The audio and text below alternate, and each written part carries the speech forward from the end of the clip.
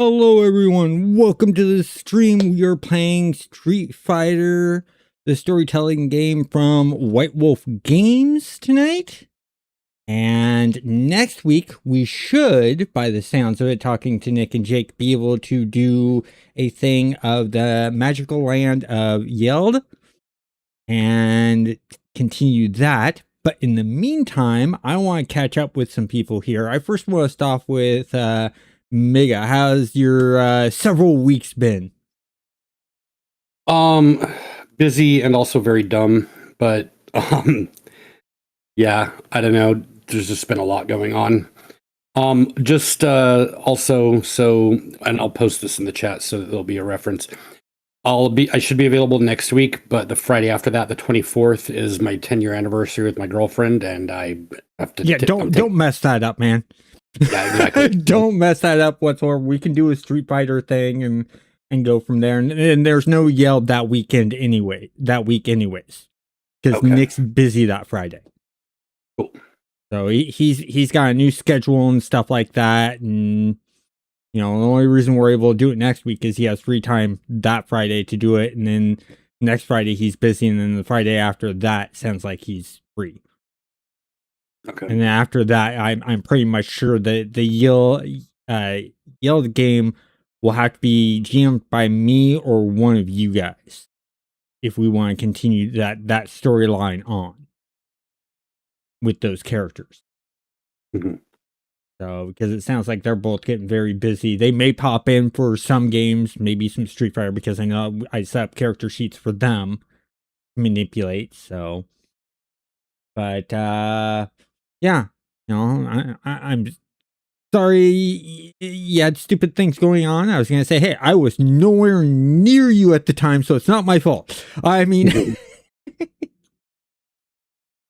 Yeah, I know. The work's been a weird disaster, and I don't know. It's just all been stupid. And then I got food poisoning at one point, and yeah, just. I also not sure. It's been long enough. You probably when I smashed up my glasses. I think I've played with you guys since then, and exploded the bridge of my nose. That was great too. But Oof.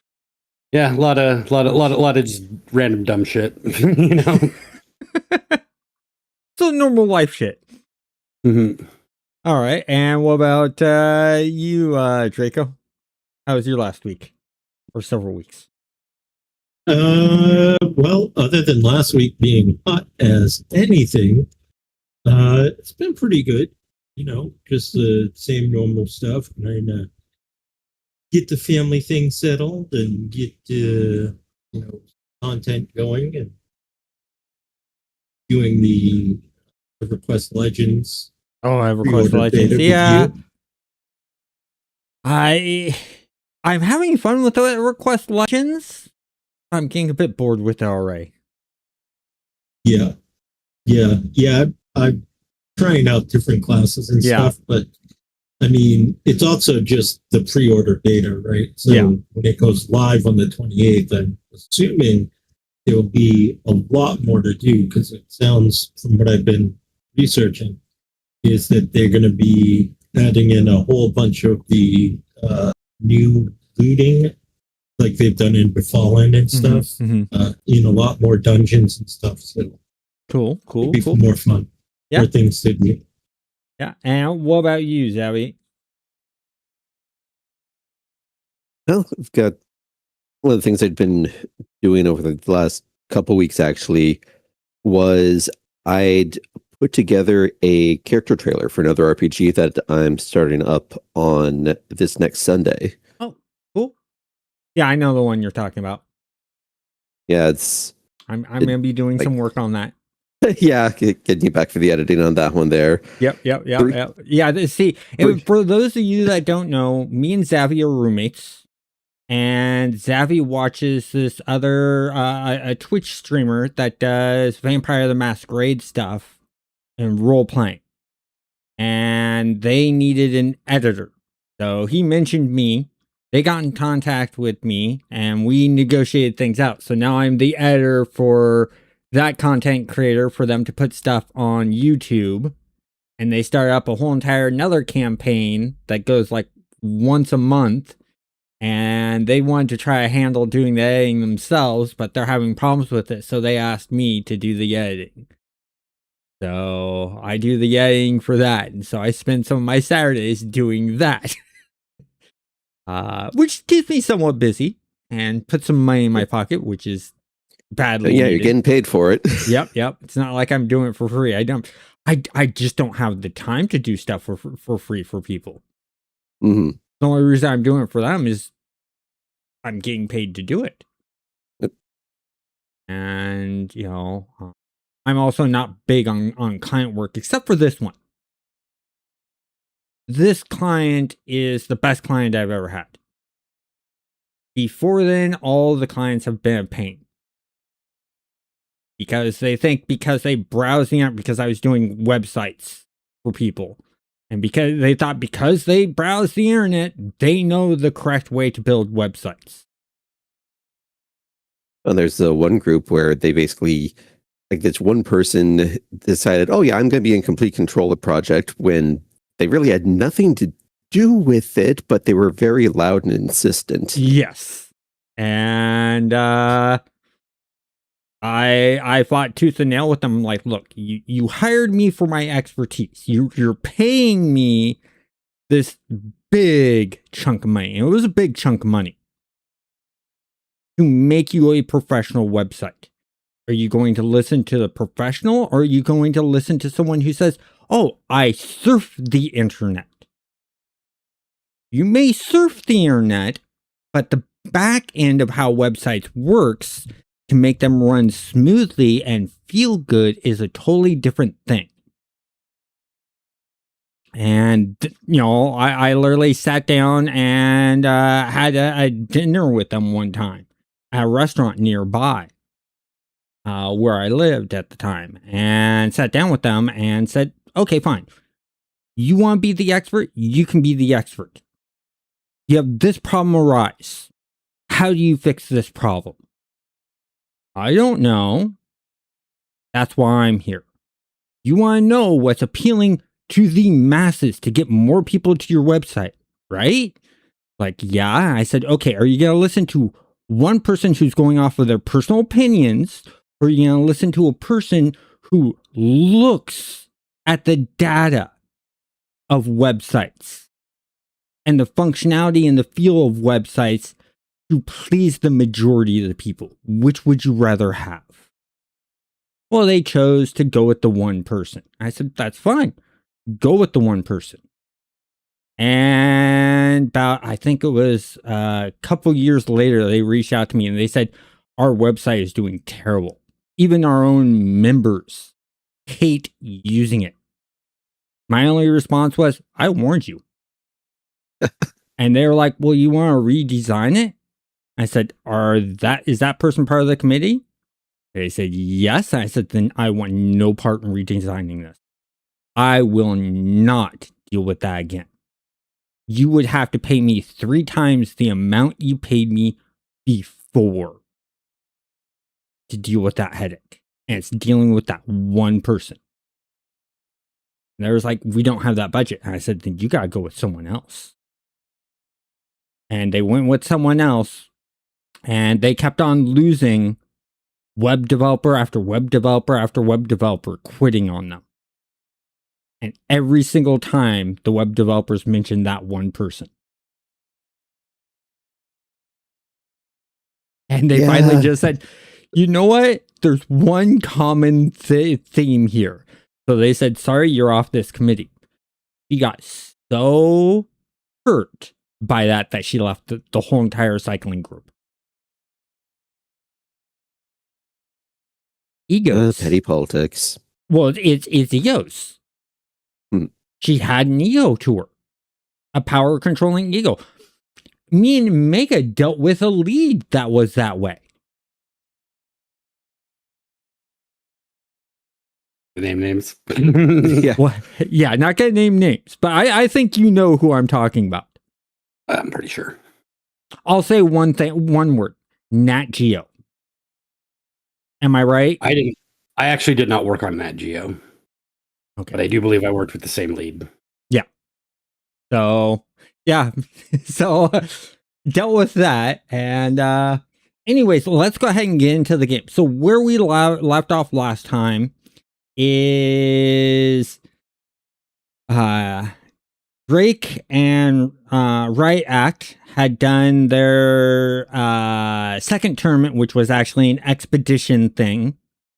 Or yeah, something like that. And it was to make up because a team was found out to be using drug enhancements to make their abilities stronger, their hits harder, and stuff like that. And they did a rematch and ended up winning and stuff like that. They got a manager now named Eugene and are working with him. They're now at their places and stuff like that. What I'd like to do is I'd like Mega to describe sort of their character, where they live in the world, what kind of job they have, sort of a little bit of background. Well, so for one thing, because I haven't been part of this, I don't know at this point like how worldwide this is yet. If like I figured we might be starting in like some city and then eventually like be traveling elsewhere. So I just figured I'd just end up for now being where everybody else is, but I don't know where that is. Well, they're sort of separated about. So it's you choose where you want your character in the real world to live. And that's where they live. Well, I would say that of late, living in Hong Kong, essentially the let me see, what name did I actually settle on? Hold on. Name is Jeannie Zimmerman. She's the early 20s-year-old daughter of a German businessman who lives in America, German-American businessman, and a mother from Hong Kong. The mother died a few years ago. Mm-hmm. And so essentially she just my character just went and decided to move to Hong Kong for a little bit and kind of just kind of get to know the area where her mother's from, and ended up like essentially just being kind of a wastrel, getting somewhat into drugs, and is now kind of trying to kick it, and has discovered that doing wushu fighting helps to essentially like focus her drive, so that she give her a sort of sense of purpose, and helps her to not be a junkie. And so yeah, been living in Hong Kong, but also relatively wealthy due to the the dad being a successful businessman, basically. So mostly is just like training and experiencing Hong Kong life, and doesn't really work. Okay. It's mostly just training and socializing, and kind of still a bit of a tourist. Okay. Sounds good. So I'm going to go ahead and we're going to start scene 1. And so with scene 1, I am going to start with Drake and Riot Act. You both get a call from Eugene. And he states that the team that you fought at Balrog's tournament wants a rematch to prove themselves. They spent months getting themselves clean and things like that. And they want a rematch with you guys, a friendly rematch to sort of show off what they can do clean. And do you guys want to accept their invitation? And this is a conference call that they're doing with you two, so you can hear each other speak. Well, Gene, you see, I think that's all fine and dandy, but I mean, do we really need to do that? I mean, we've already kicked their asses. I mean, so to speak. You got a point there, but let's hear what Riot Act has to say. I mean, I kind of want to see how I measure up now. I mean, I've been putting my hours in on here. I kind of want to see if I can actually win against that person again, and especially if it's a fair match. Yeah, and they're Eugene pops in and goes, and they're willing to pay for the flights, the hotels. And when I told them about Riot Act's band, they said, great, they can be an opening act for the tournament. Oh, if they're talking about a tournament, that's more than just a friendly match then. Yeah, they want a friendly match / tournament. They're going to be publicizing this whole entire thing and bringing in other fighters, but they wanted to invite you guys specifically since you fought against their team when they were doping. So what do we get out of this other than to go and beat their asses again? You get more notoriety in the fighting scene, and there's a minimum payout if you accept this. You're the only ones getting a guaranteed payout out of this. Deal. Except for Riot Act. Riot Act's getting more because she's performing and then also fighting. I mean, I'm down if Riot is down. Oh yeah, I mean, even besides just the fight on there, I need to get my band in on the action too. Okay, excellent. So next thing they want to work out is they want to work out with us where to hold this. They've given us an option of either their place, our place, which we don't really have a place right now, or some kind of neutral ground. What are you guys up for? I think somewhere well away from Vegas might be a good idea. Yeah, their home practice area is away from Vegas. Their home practice area is, if I remember correctly, it is in Michigan.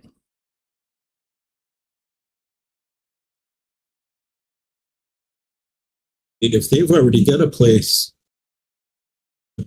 sounds good. I don't mind going onto their turf and doing our thing. But okay. why don't your business have a place, Gene? We're working now. I'm formulating the team. I'm in search of a place for us to set up as a home base. I just need to find the right place because we're newly formed. It's only been a couple months. It takes time to find the right place that would fit our needs and within the budget, because I don't have an unlimited budget. So we just need to find the right place, and we need, that's something we're going to be discussing, is where in the world we want our headquarters to be. I tell you what, Gene, whatever I get from this friendly tournament thing, you can keep it to find a place. He's like, you sure? I mean, yeah, what I'm thinking is, I'm an entrepreneur. Okay. Yes, I'm signed to you, but I also want to invest in this. If I'm going to be a part of it, I want to be invested more than just a friend. So I'm thinking, if I invest that money into this, partnership, that not only could we find a nice place, but maybe have like our own gym attached to it, which, we could open up to other fighters and, all that business stuff. That way we can generate a little extra income on the side.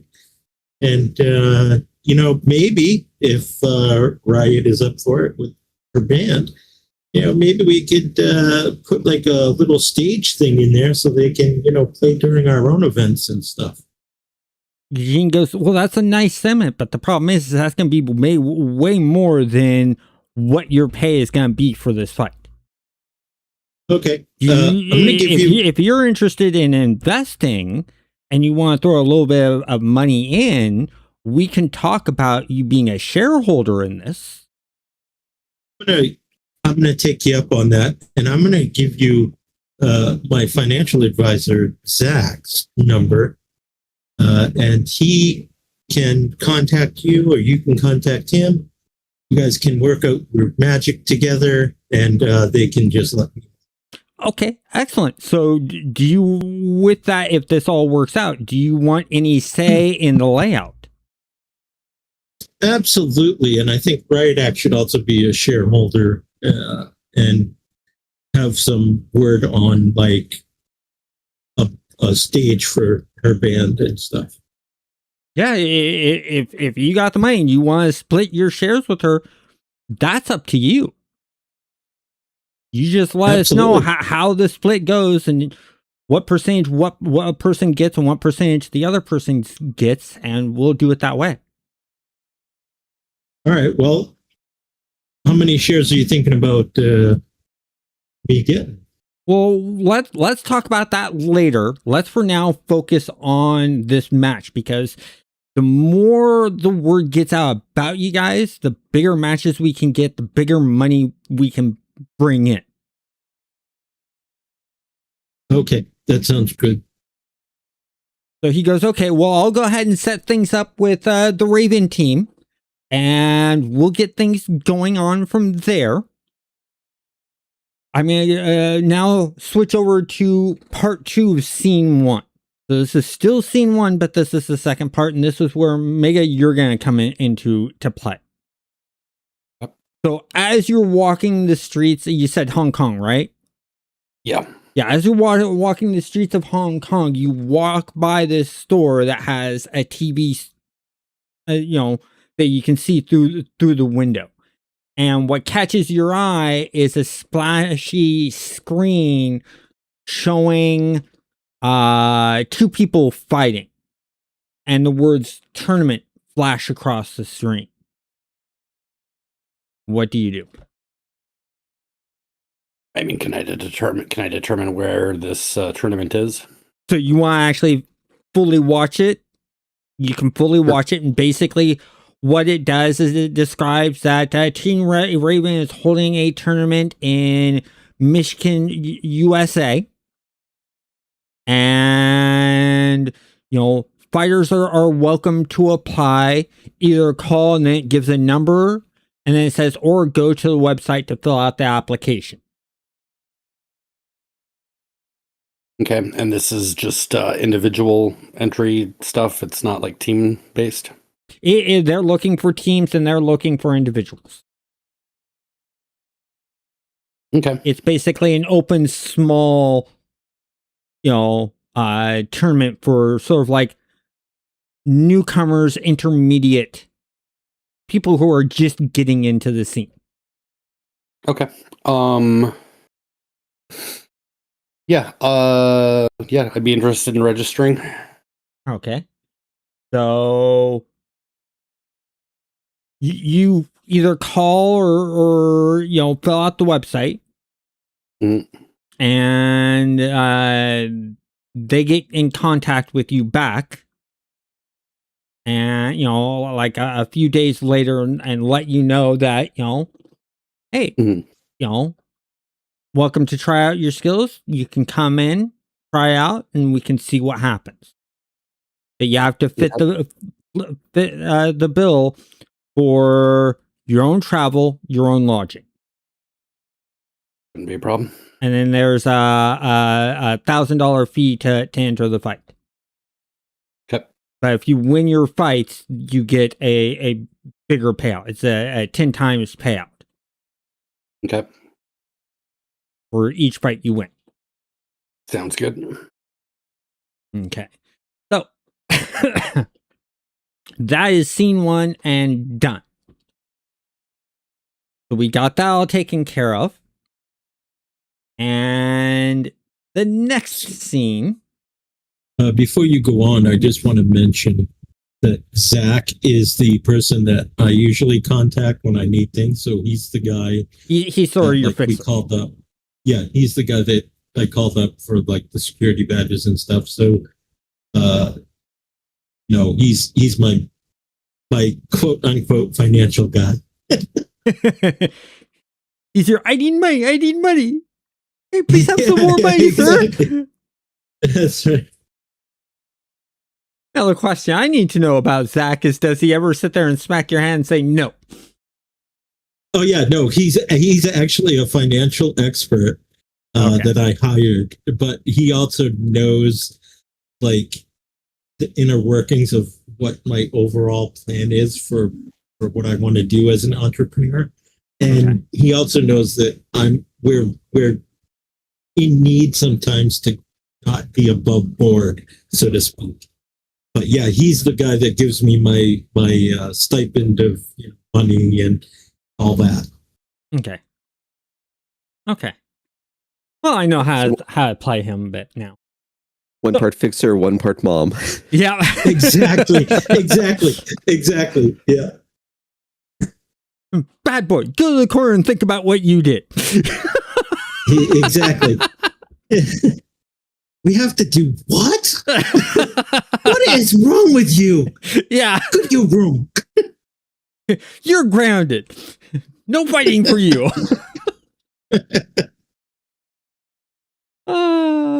Okay, so scene 2. You're now in Michigan. You have landed. And if you guys will notice in Discord, I'm sharing my screen. There's a reason I'm sharing my screen. I'll show you right now. What? Okay, go to the viewing of your screen, of the screen share, guys. Let me know when you see it. Yeah, parking lot.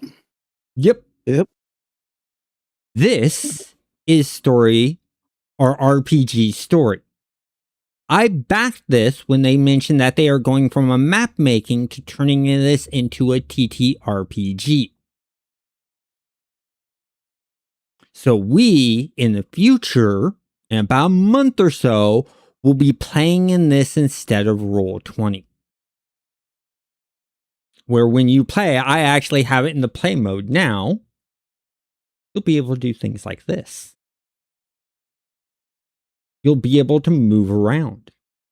You'll be able to select dice and do a roll. Out of curiosity, do they support hex grids? That's one thing I'm looking into in trying to put in hex grids and see how hard that would be. But if not, I'm not too worried about it. Okay. The main thing is I want something that had rolling in it, something that can bring up character sheets. And I don't know if you were here for the conversation, Mega. You know Hero Forge? I'm vaguely familiar with it. So this system actually allows you to import Hero Forge figurines. So at some point in time, me and you need to sit down and design your Hero Forge figurine to put into here. Do they support like modern day characters these days? Because last time if I'm thinking the same thing, last I looked at it, it was all very fantasy based stuff, and so there wasn't this a whole is lot. different. That was RPG Engine. No.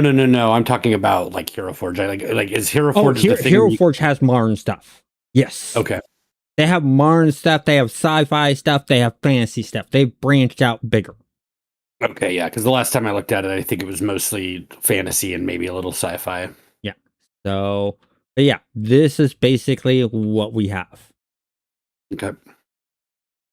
So, guys have landed, and they want to give you sort of a tour of the area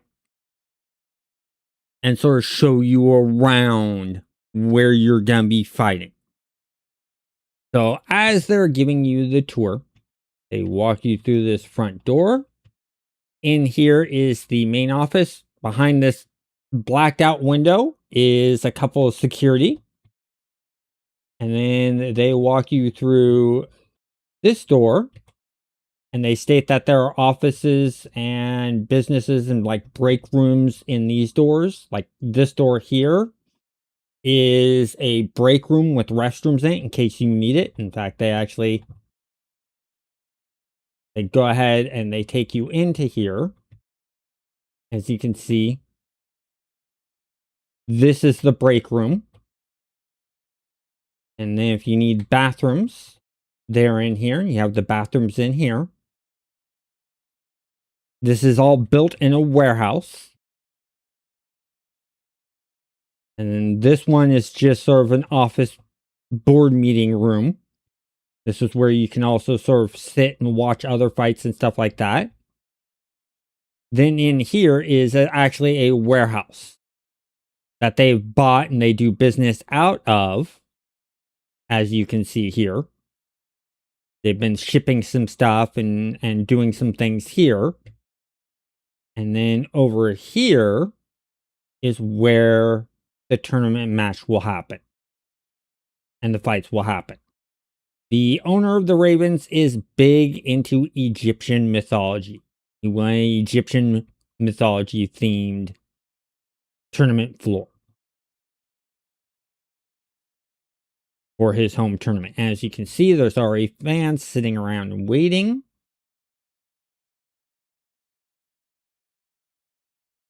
And if we go out the dock doors, there's just some crates back here. You know, they show you around to here. Then go back inside.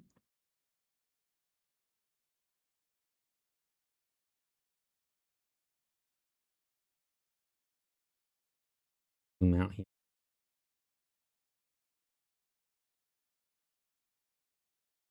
That's story.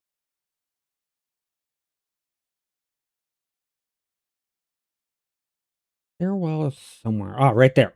So you see this stairwell right here? Mhm. Yep. Zoom in again here. So this stairway here actually leads up and over. And you basically walk up and come up here. And then in here, and then these are offices with people working. And some more offices. The big office, secretary, and stuff like that.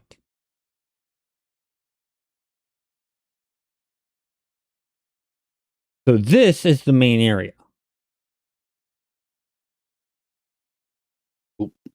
You want an overview? There's the overview. And this is just to sort of show you what can be done in, because I'm GM, I'm able to flow around like this and move around. There's a fog of war I can put in and things like that. I just haven't bothered with this one. Mainly due to short notice. In fact, I did not create this. This is off of the workshop. Because as you see here, they have a workshop. You can bring up the Steam workshop. And all I did was type up warehouse. I mean, even though you didn't do it, it still looks pretty awesome. Yeah, the person that did this did really, really good. The only thing that wasn't here was this piece here. The Egyptian piece is pulled out from the default stuff, and then all the people around here is pulled out from the default characters in Story RPG. But everything else that's put in here is created by another user. Oh, and this had to have taken time. I wanted to build something like this, but I didn't have the time because this would take me like a week to do. Because each of these are individual boxes and stuff like that they manually placed to do this. Along with the pallets and stuff like that, and putting these boxes here, they all manually did this. The garage doors, all these doors, all these cars, stuff like that, all this stuff, they all manually put this in there. I put in the people standing here, the security guards. But everything else they put in. This would take me a week to do. So that's the other thing I like, is it's actually hooked up to a workshop where you can share your work.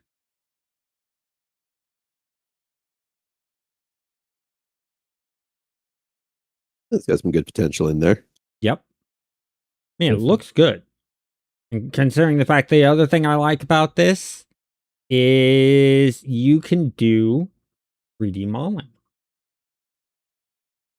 You can make your own 3D models and put it in. So that's another thing I'm going to be maybe work on a bit.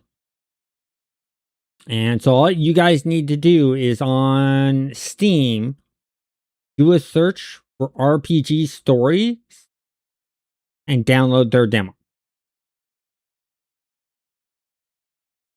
And I'll be able to invite you in. So on your computer, you'll be able to scroll around and look around on your own without having to watch the shared view. You'll be able to do your own rules. And things like that. Like I can go here, click there, and let's say I want to roll 7 dice. Put that in, enter, click. There's my 7 dice. And then they're going to have a chat feature, which it shows you 42, but they're going to have a chat feature, which will also show the dice roll. Yeah, for this system, we need what each dice gives, not the totals on them. Yep. And so it has that. It's just because I'm not hosting a game, it doesn't have the chat functionality. Mm-hmm. When I do the host, that's where things are going to be a bit different.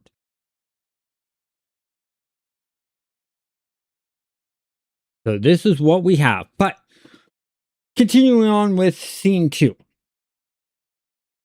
Scene 2, with being shown the tour of this and stuff like that, I want each of you to do a... Let me look here real on. I want you guys to do a perception with either alertness or insight. Add those together and do the roll in roll 20.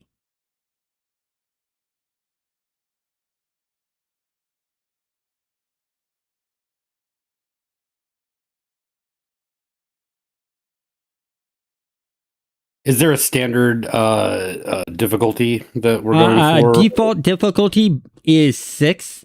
This one is put at an 8. Yep. I still got 2 successes off of that then. Not bad. Yeah. Yeah, and so my dice pools can be the same either way on here, but specifically I'm using insight in case that changes what I'm going to try and pick up off of this. Yeah, I'm using perception and alertness. Come on, guy, 10. But my rolls. Yeah, only 1 success. 1 success, but it's a success, and that's all you need is a success. And as usual, Drake sees nothing. Oh, and 1 subtract from successes? Yeah. Is that right? 1 subtract, which is why you got 2 successes and not 3. Yeah, it's been a while since I played some And second then edition. if you get a ones and no successes, that's an actual failure. Yeah, like a bad failure. No successes, like what Draco rolled, just means you didn't succeed, but you also didn't do anything that would be negative affecting. Yeah. Hey, thanks for pointing that out. Hey, you gave us a good example. Yeah, last true. live stream, you gave us a great example. Yep. Well, that's because Rydak was taking all my shit. Yeah, now I got 2 people to steal luck from. You know what? Problem is I don't think you stole any luck from Draco. I think Mega stole luck from Draco this time. I think you guys are just both sucking my luck dry. I wait to see multiple 1 rolls with no positives coming from Draco now. I swear, if that happens, by the way, speaking of multiples, 5-minute silence. Speaking of multiples, starting from this session onwards, the more positives you get, so like for each success that you get above the required 1, will increase the amount of information I give you and stuff like that. The more negatives you get, the more negative effect you'll get. So I want to add in my own little rule of a degree of success type things. You guys okay with that? Yeah. Yeah, that's fine with me. I mean, Okay. you're just going to be giving me all kinds of negative stuff. You're used to it. Don't focus on the negatives. Think positive. He does. I would, but you're taking all my positive. His thinking of the positive is, I'm the mob magnet. I'm the mob magnet. I'm the mob magnet. Exactly. So anyways. The game hates me. Riot Act. You recognize a soldier in the group of people that's there to watch the fights. It's one of Guile's soldiers.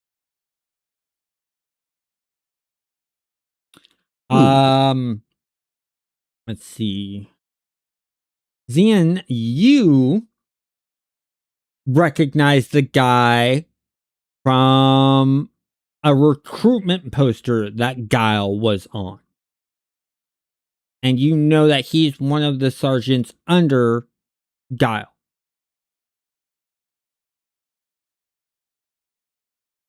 Drake, you're just happy to be here. Drake, you're just like, ooh, this place looks nice. That's the information you got. Yep. That, or, I could say you're just sitting there going, no, I think that would have been if I rolled like a bunch of ones. Yeah. I would have just been like the drooling potato, just like, oh my god. Now, see, if you would have rolled no positives and like 4 ones, I would say, oh, you see a rusty iron pole with paint on it, and you go and lick it. Yeah. You're like, ooh, that looks yummy. This is a nice paint job. Who did this? It's fresh, apparently. Yeah. So when you say a recruitment poster, are you talking about a recruitment poster for the military or, yes. or for the okay. For the military. All right, so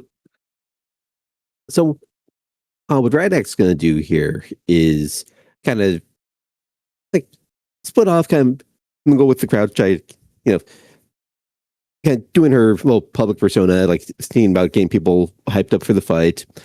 But it's going to make her way over to the soldier and kind of try to subtly guess, is like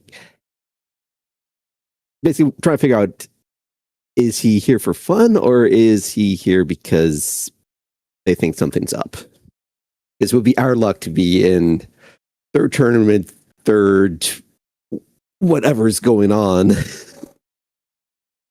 So we're about to step into it. I'd like to know ahead of time. He looks at you. He smiles. He nods a direction past one of the doors that goes outside and walks away.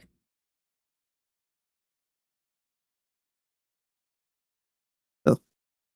It's kind of hand to pocket, pulls up her phone, it's like, okay, wait till there's, guys, gotta take this. Get outside. And then leaves out through a different door and works her way around outside the building to. Okay. You see the guy walking, and he's walking into a section of woods.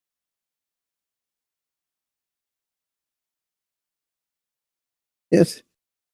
Let's be being subtle about it and head over there. Okay.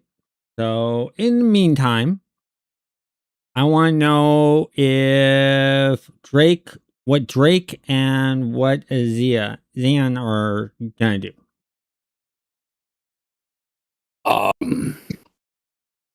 I honestly, I'm confused because I don't know how the hell I know who the fuck Guile is in the first place. Like, I again, this being the first session that I played in, I have no idea.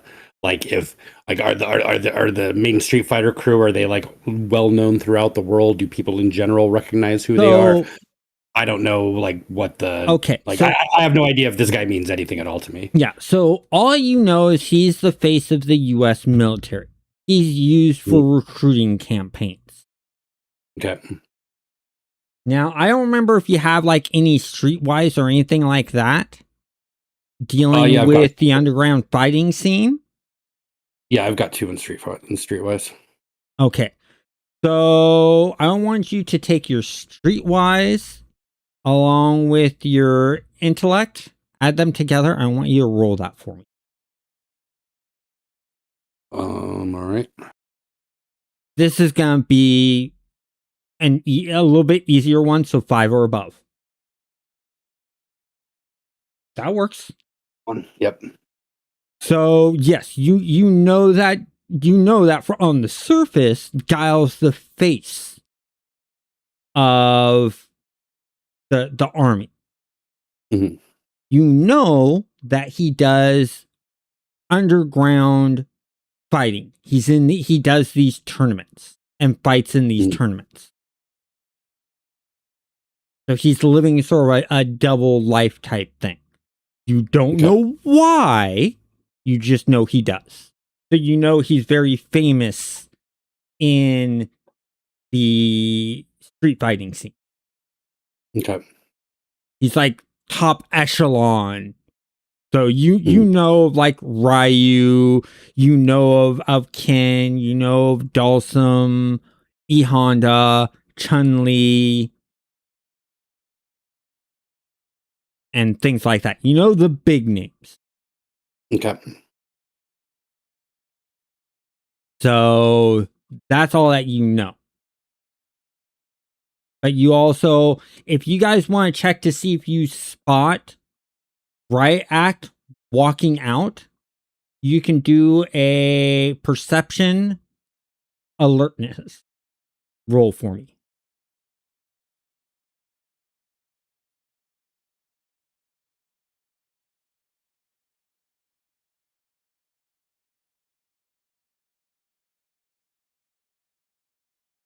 Okay, Zian, you spot Riot Act. You don't know who Riot Act, but you see them sort of slink away and slink out of the door.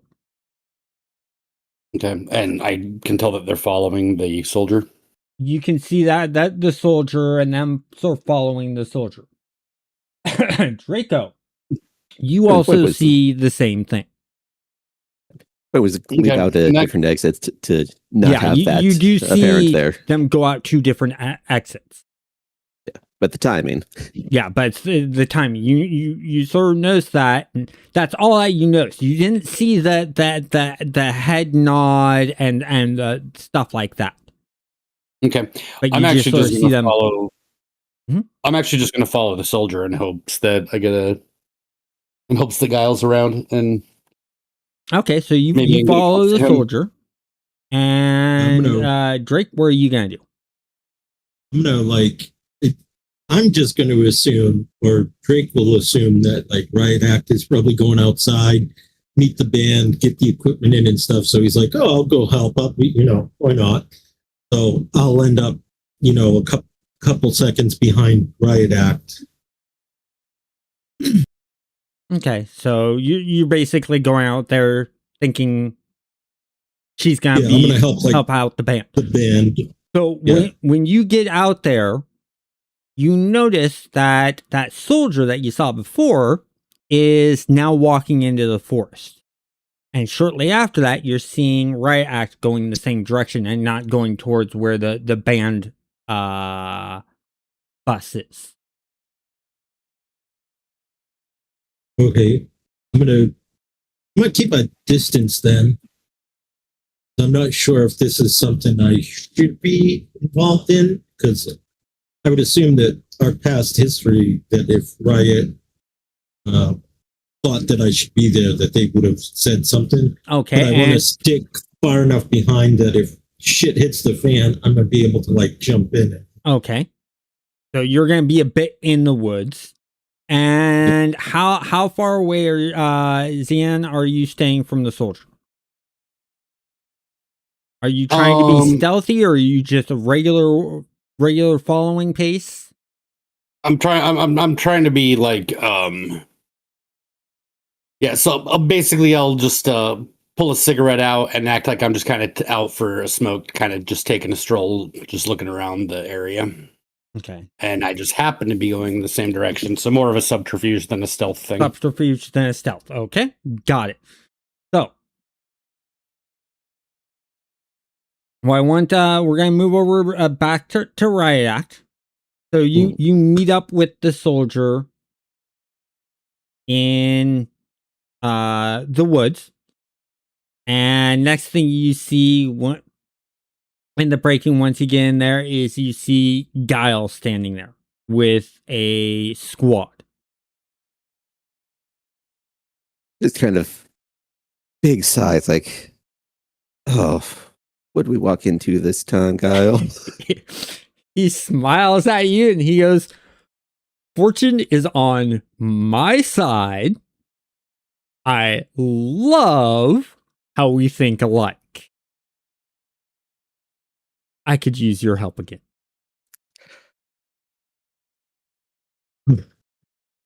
Quiet or loud? We would prefer this to be quiet because we want to keep you as a secret agent. And by the way, try not to bungle things up like your friend did the last time.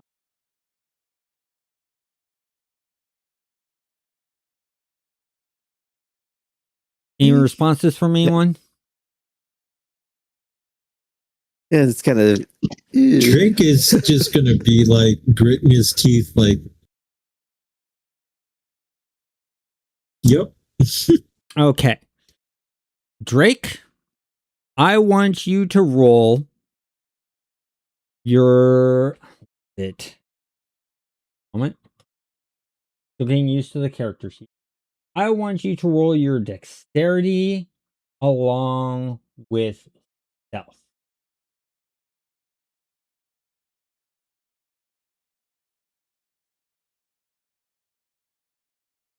Oh, eat shit.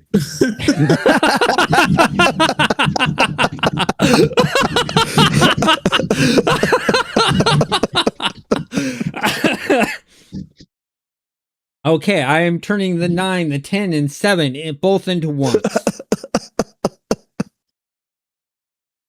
Provoke the GM, get the GM's wrath.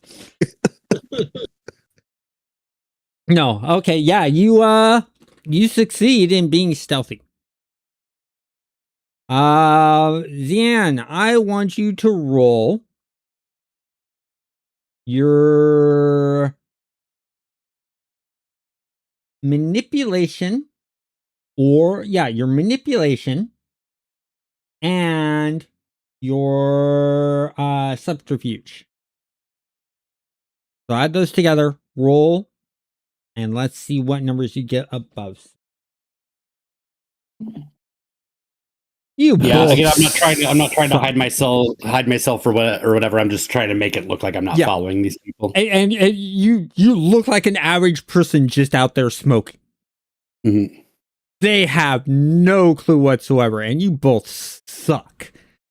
I was so hoping you guys would fail. I didn't want to do a continuous hard thing after a hard thing after a hard thing. And the fact that I did set it to a 7, so it was slightly harder, but you guys sort of blew that out of the water. So he continues on talking to Zabby and goes, "We believe that this team is running a criminal racket and trying to get in Chalu's good graces. They know they messed up before in showing that their fighters were using drugs, so that they did this to sort of clean up their public reputation in the fighting scene. But we heard that they do some they have some illegal goods in the warehouse, but we don't have any full proof. We need to get actual evidence from the warehouse of materials and files and things like that of them doing illegal goods and preferably any kind of contact with Xiao Lu, that they are trying to get in contact with Xiao Lu to become a bigger part of a criminal organization. You think you can help us out? I mean, definitely something felt weird having all those. Had a massive shipping warehouse and a fight arena and an office all in the same buildings. But I definitely see what we can do. Okay. Let Drake know as soon as I get back in touch with him there. Okay, so you two see Guile walk away and the special forces walk away. I want both of you to roll perception awareness. Draco, because of the distance you're at, it's going to be a target number of 7. Xian, because of the distance you're at and being still out in the parking lot, just overhearing things and slightly being able to see things, your difficulty is going to be of a 9. So you said awareness, you mean alertness? Awareness. Yep, I just missed. Yeah. I mean, awareness isn't on there. So did you mean alertness? Yeah, alertness. Sorry. Yeah. That's what I was asking. So, Okay, so yeah, Xian, you see nothing. motherfuckers. And Draco, you see nothing. I should cancel that to just a 0 rather than a botch. Yeah, exactly. It's true. Now, it's true.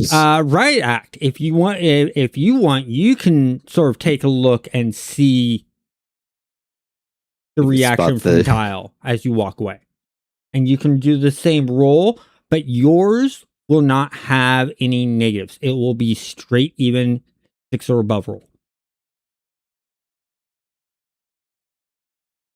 Apparently, I'm thinking too much about what's coming up to pay attention to Guile. You notice something. Nothing from Guile. Not even notice anything from the team. Okay, so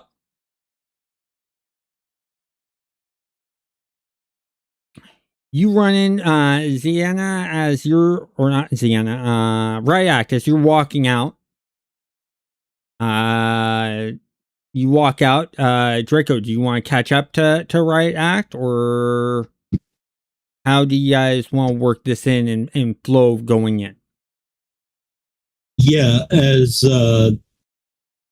like everyone's kind of dispersing, Drake will definitely kind of follow Riot Act, but be making a faster pace to like meet up. And as soon as he gets like within a couple of feet, he's like, "Hey, what's going on?" Yeah. Okay. And so, Riot Act, I want you to do another perception, awareness check, and I heard him coming. I want you to do a dexterity stealth check.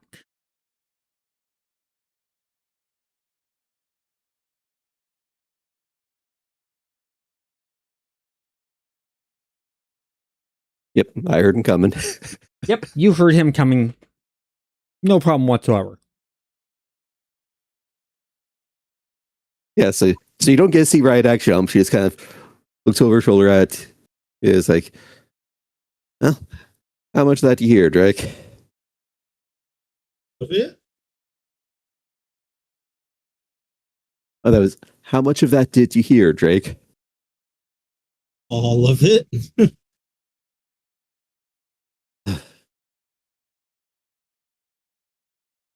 Just kind of looks a bit tired, kind of, and it stretches, looks up into the sky there. It's like, I thought that there would be a lot more in the way of just fighting instead of sneaking with this whole thing. You know? Well, Now, are you I guys kinda like talking and walking at the same time? Or have you guys actually stopped and are talking? I'd say stopped. Okay. Okay. Yeah. So, Zan, you're now seeing two people standing out there. One of them was, Right Act, who was talking with a guy. Just sort of the two of them are now just standing there talking. And you two can continue on, and Zian, you can interact when you see fit. So I kind of like the stealth, um, you know, kind of my thing. As he like, even though he reaches down and he pets his husky major, he's like, even though it means that this one has to stay back.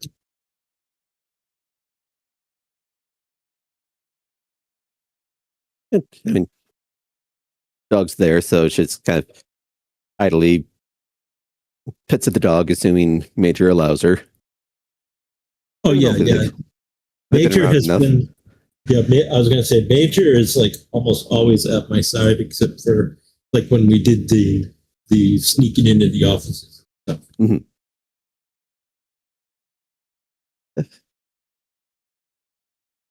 Yeah, I mean, I've been putting some work to pull up on my end there, and he wasn't.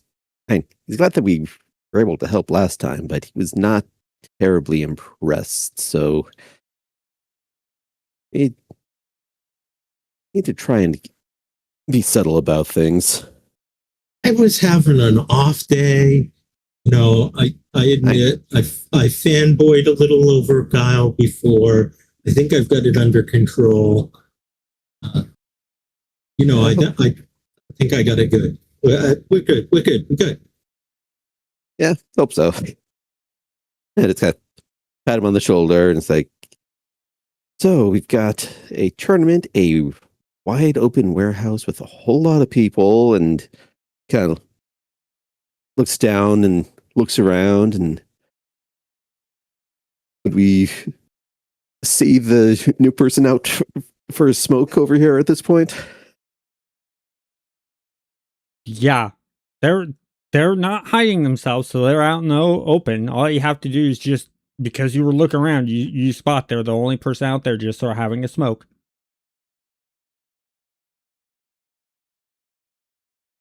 That's kind of give a little bit of a squint and just a half turn, so not actually facing towards her in case, lip readers exist. And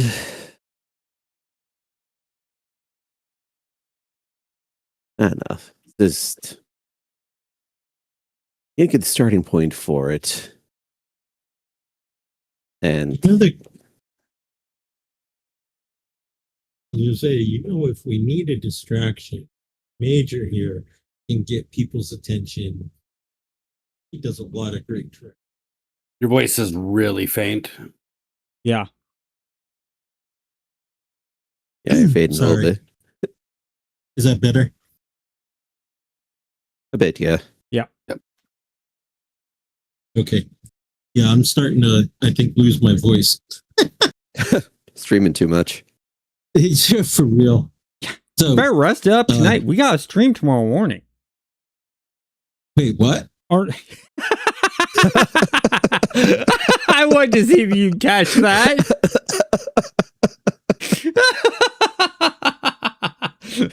He's awake now.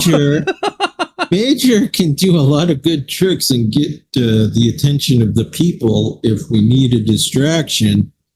And there's a voice in my head saying something about streaming tomorrow morning. I don't know what that fucking thing is. I need to do something Side to wake eye. you up. I think freaking you out by mentioning Monday's stream as tomorrow morning did it. Oh, you want to know the sad part? Is you almost had me convinced for a split second because I have lost track of every day this week.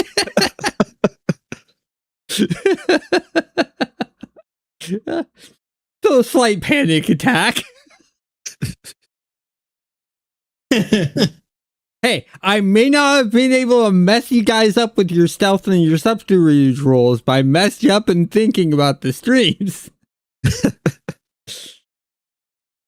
I'll take that win. But I think we're at a good breaking point here. I'm gonna actually call this the end of the scene. And how about we go ahead and take our usual break that we take around 7? Sounds good. Sounds good. All right. And we'll be back in about 10 minutes. Cool. All right. See you guys then.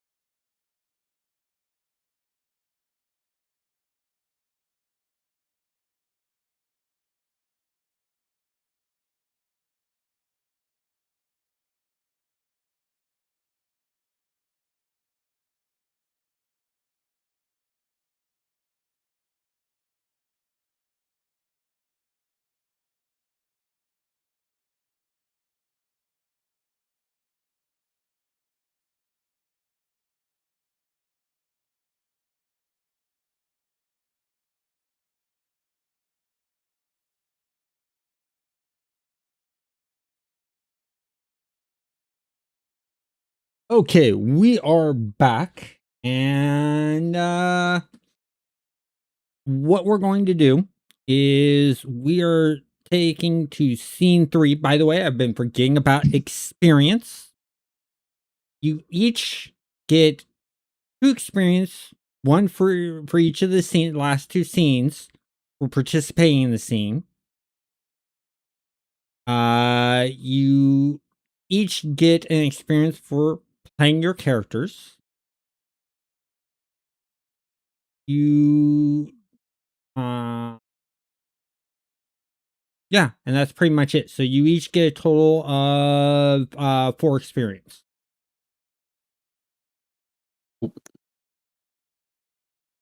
Oh, take it. Well, except for Draco. Draco, you lose 8 experience. I get 16 more. Wow, thanks. Well, in that case, you're negative 1,000 now. So, the other thing we need to talk about is Adventures with Dread. She will be joining us at some point in time in this Street Fighter pen paper role playing game. And the reason I say that is because she's been joining me on Thursdays, trying out different types of games with me and learning those games. She's never done a pen paper role playing game. How in the heavens did you convince Fred to try this out? I hadn't convinced her to try this out. We just have an agreement that she's going to try out different types of games. And that was the agreement. This is a different type of game she's never played before. Therefore, it fits within our verbal agreement and contract that she plays the game. Am I right, Dread? I'm watching chat.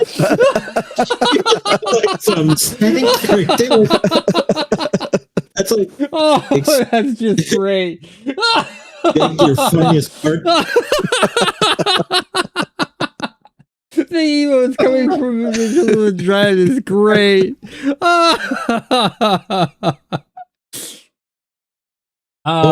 She's giving the if you need help with the crunch, we can help with that. Yep. Yeah, absolutely. She's now freaking out. Don't worry. It's not. It's gonna be about a month or 2. It's once we've rolled everything over into RPG stories that we will game over. All right. I'm not going to be able to play much past like 8:15. So okay. So yeah, let's get this rolling. So what we're doing is we are on scene 3, the tournament, and the band goes up to play first to start off the tournament. And so Riot Act is up doing their singing, playing the heavy metal and stuff like that, and there's a big crowd going on. And Drake, what do you do? Well, I'm sure that Riot Act and I discussed this would be a great time for me to try and snoop around. Now, do we know, like, if I need to go to the offices, or am I supposed to find like artifacts in the warehouse? Or they want information? They want pieces of illegal goods from the warehouse, at least one piece. And they want documentations of it being illegal from the office and any connections they could have with them trying to do some kind of deal with Shaolu. okay, so I think getting the documents first. So I'm going to, because they said the offices were upstairs. Yes. So let me switch over to that view. Where that is, over here.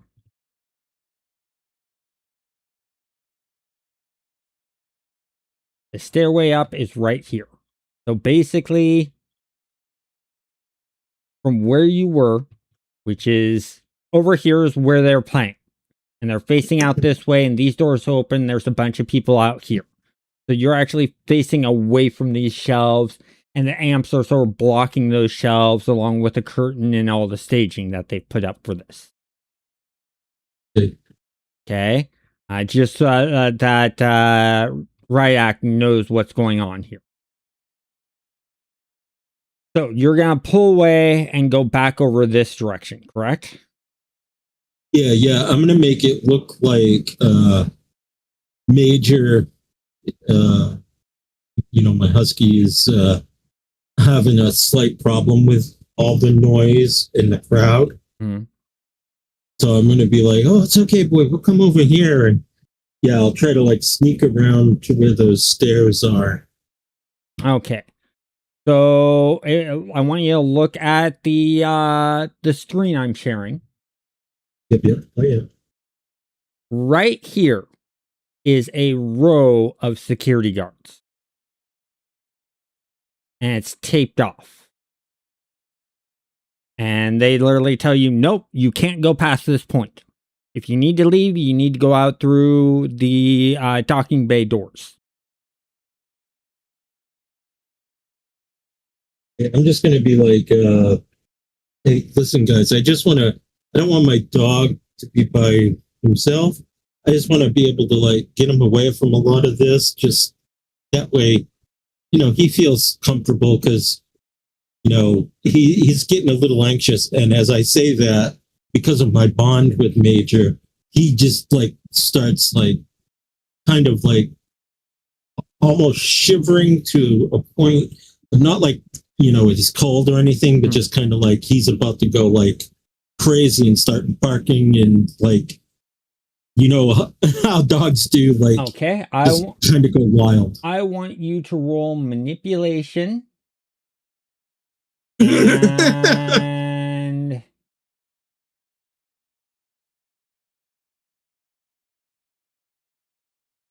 so good with that. Punch, strength, stamina.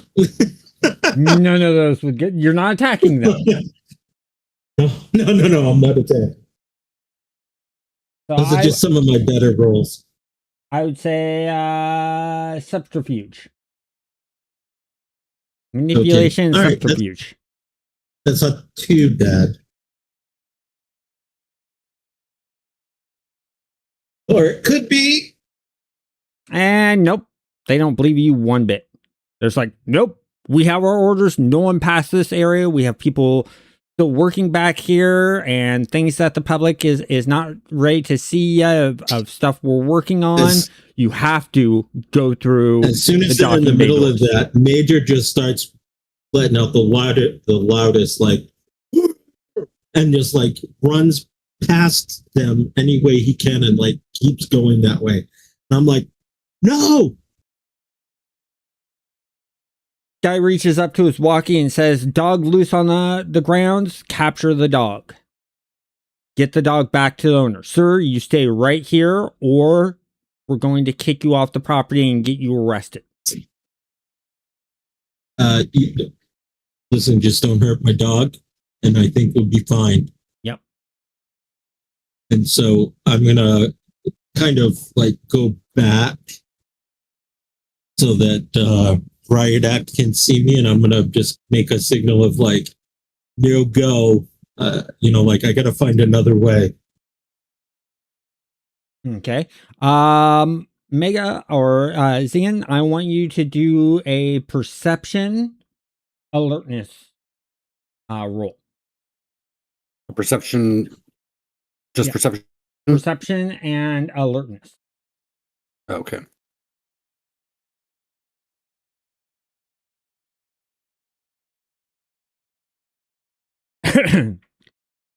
Out of the corner of your eye, you're seeing a guy sort of back behind the stage in the corner where a bunch of security are sort of looks like they're arguing with the security, and then the dog break free of the owner and run past security. And security, sort of looks like they're, talking on the walkie. So everything that just happened with Draco, you've visually seen. Okay. And right act, I want you to roll also perception and alertness.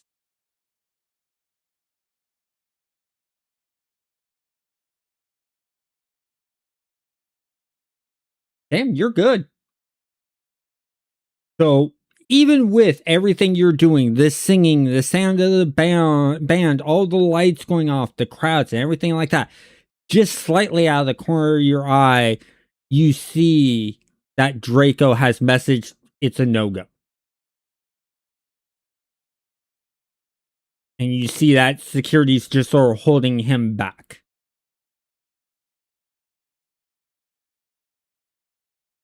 So the concert ends.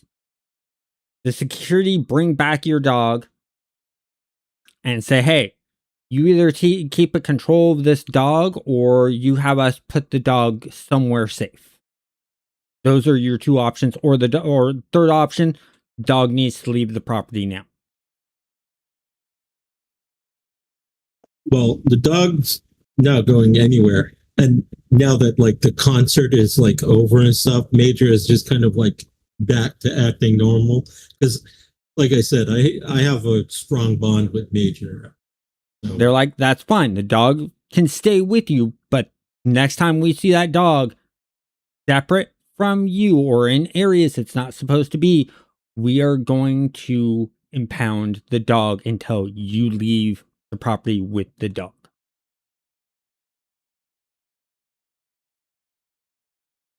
Still want to just fucking uppercut this guy in the fucking face. Roll? But I'm not going to. Okay. I was going to let you. You could. You fucking threaten my dog. So, that's done. The tournament is officially starting. The first person they call up is, I hate to say it, Ziana, or right act, you're not getting a break. A couple fights happen, you're up. That's just enough time to recover from the show because for some odd reason she has amazing breath control.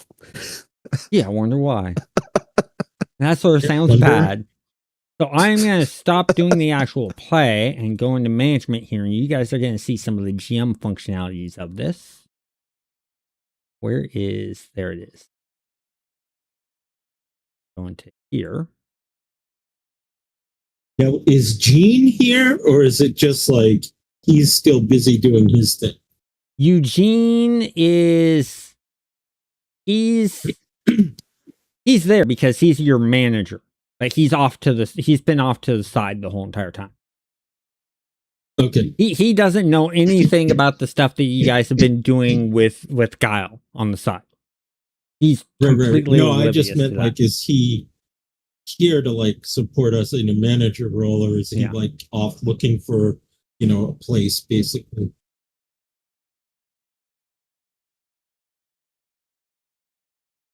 So this character for now is going to represent your fighter, right act. Mm-hmm. Fighting against. Click on.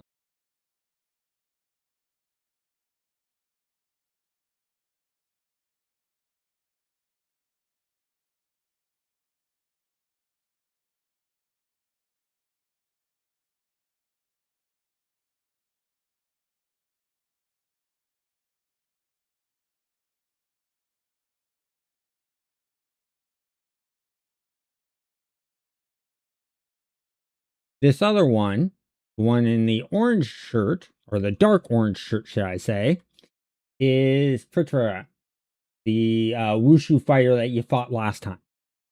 Mm-hmm. And so you guys are matched up. So now we go in to the combat phase. And the reason the way it's going to go is Zabby's going to go and do her match. Then it's going to be Zia's turn for their match. And then it's going to be Drake's turn for a match. That way you get some actual combat experience of how the game plays out. Sound good, Mega? Sure. Yeah, I do have a quick question, which is there an out of bounds or is there a ring out rule? So the ring out rule is if you go outside the circle, you're out of bounds. Okay. And does that mean that you lose the match or lose the round or? Yeah, you lose the match. It's one round. They're just doing quick sort of demonstration tournament, show your experience in the underground fighting scene. But throwing someone out of the ring is completely legit. Oh yeah, move. it is completely legit to do it. Because there's like sumo wrestlers there and wrestlers and stuff like that. Yep. So we are doing round 1. Yeah. And so what we're going to do is the way it works is each person chooses a maneuver card, so one of their maneuvers, and we figure out the speed. So, Ryak, let me know when you have your maneuver selected. All right, and also, so doing the same music thing on there before as well, because that's the thing that you always try to set up for matches, unless they're actually going to try and prevent her from doing that. Oh no, you can enter the ring however you see fit. Mm-hmm. Okay, so we've got music buff is going to be going to speed. Okay. And I've got my move picked. Okay. And the first thing you're finding, because you fired before and she thought you were a little too cocky this time and she realized that upset her, she's just shaking her head like, nope, not this time. And they got their maneuver picked. So what is the speed of your maneuver? Total is 8. Their speed is 6. Theirs is less than yours. So they're going first. Because the lower speed goes first. And they are doing a kick. So basically, this person is going to move forward 3 spaces to here and throw their kick. Well, after they're done moving, but before their action, I am interrupting. Okay. With my jump maneuver. Go over the head and just out of range behind. So you're landing here? Technically, that's still in range for the kick. So I'd say, yeah, one further. Okay, so you land here. Yep. Okay, excellent. Yeah, so just to explain things for Zine, in case they catch the live streams. Have you caught the live the replays? No, but I get the basic gist. I understand the interruption system. Okay. I do have like a basic question of, I understand that Zavi added 3 to their dexterity, right, in order to do the jump and have that be the speed, because jump has the +3 of speed. But I know that also you could have done like a jumping roundhouse. And when you do that, does that mean that like it's +3 for the jump, but then -2 for the roundhouse, or does the roundhouse speed like end up? So when using jump as a modifier for an attack, it doesn't add any stats to it. All it does is it just basically tags it as airborne, which means like if they're crouching, you can't hit them. +3 does not matter in that case. Yeah, it's just if you're doing it as a maneuver, that's where the 3 move comes in. Got it. Okay, cool. Okay, so you've done that, and their kick whiffs. And no damage is rolled. Mhm. Because it's just a complete miss. Mhm. Because if it was a roundhouse kick, that'd be different. This was a kick short Yep. that I did. Mhm. And so and now we choose maneuvers again. Does Roundhouse have a greater range? Roundhouse does not have a greater range, but because of roundhouse, it has more of an instead of a direct straightforward, it has more of an arc area. Okay. So it has like a sort of a cone effect. Well, that's Okay. also why I specified moving that extra space away to be outside of her reach Yeah. on landing.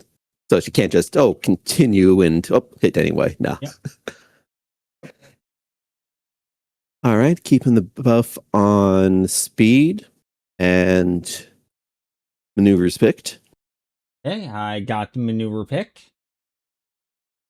What is your speed? 3. Their speed is 4. You are going first. Right. As it's kind of giving a hop and a spin backwards to close up that gap. And she's actually going into, we're discussing it, going into a roundhouse towards her back, trying to launch her out of the way there. They are going to interrupt. They are going to turn around. They're going to see you right there. They are going to duck down and do a handstand kick to you. Handstand kick. And let's see if they hit.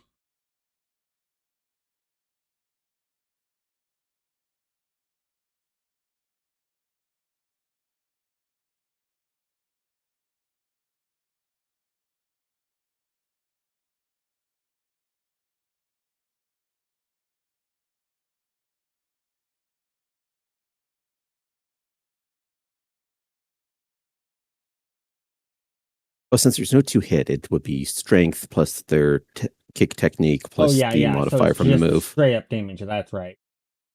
Yeah. So yeah, there's no whiffing in this one unless I forgot about that. basically it's soaked or dodged. Yeah. So that's 10. Wait, you don't roll to hit? Nope. Not in this one, no, because everyone's assumed to be a competent enough fighter that unless someone actually manages to like block or dodge explicitly on there, it's going to land as a hit. Okay. It speeds things up a lot. Yep. Let's see. Mhm. 1, 2, -2.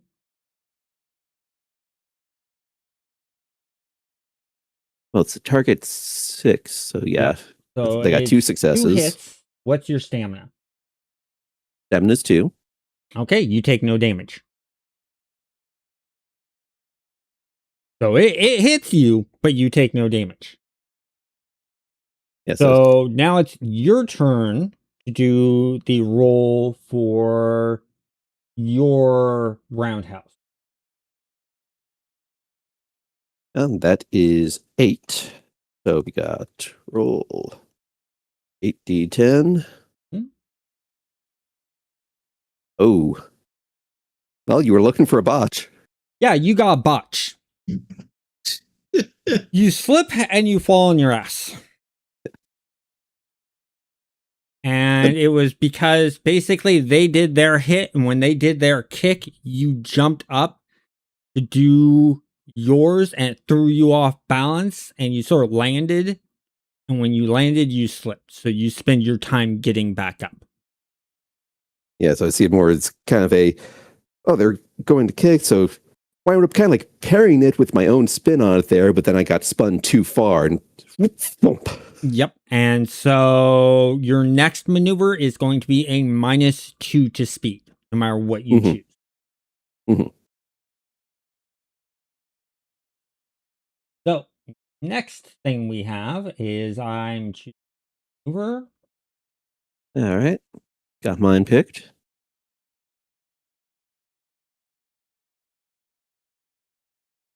Okay, I got mine picked. What is your All right. movement? Or your speed, I mean? All right, so we still have the +1 for the music, -2 from getting back up, leaves me at 7. Okay, theirs is 5. They are going first. They are doing a backflip kick.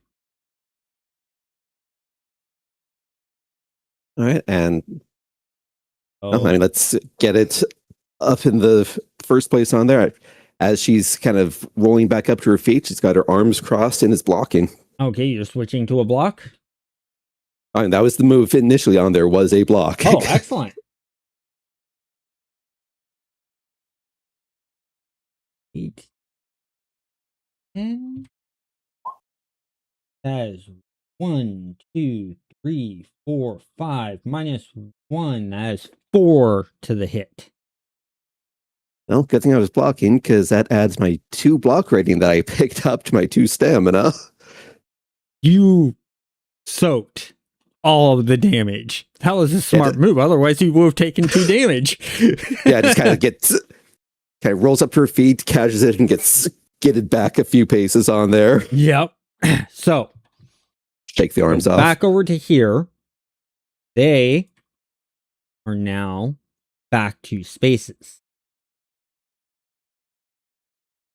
Because they move backwards 2 spaces for doing that maneuver. Mm-hmm. So that is the positioning now. We're going to go back to, this is round 3. Mm-hmm. We're going to go back to picking a maneuver. Before we pick the maneuver on here, distance from where I'm at to those shelves on there. Mm-hmm. About how many hexes is that?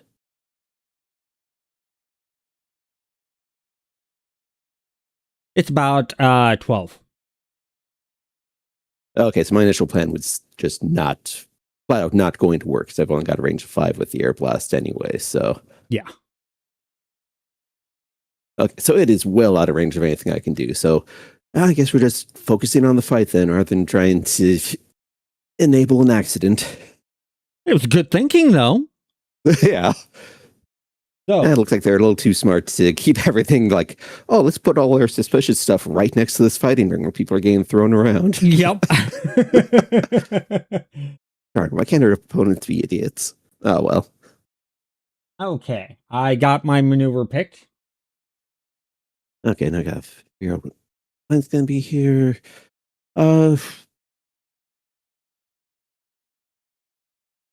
Yeah, I got mine picked here. Okay. What's your speed?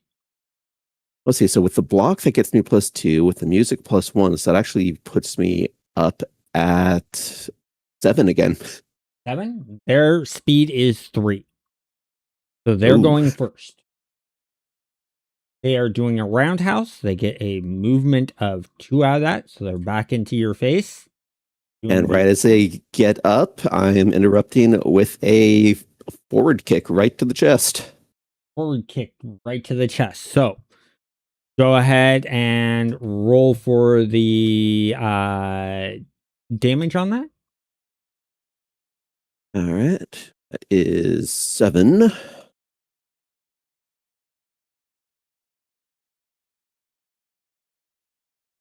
Oh, that's 1. -1. That's 1 hit. Yeah, so They soak it. get scuffed. Yeah. Yes. Okay, theirs is a roundhouse. That is 10.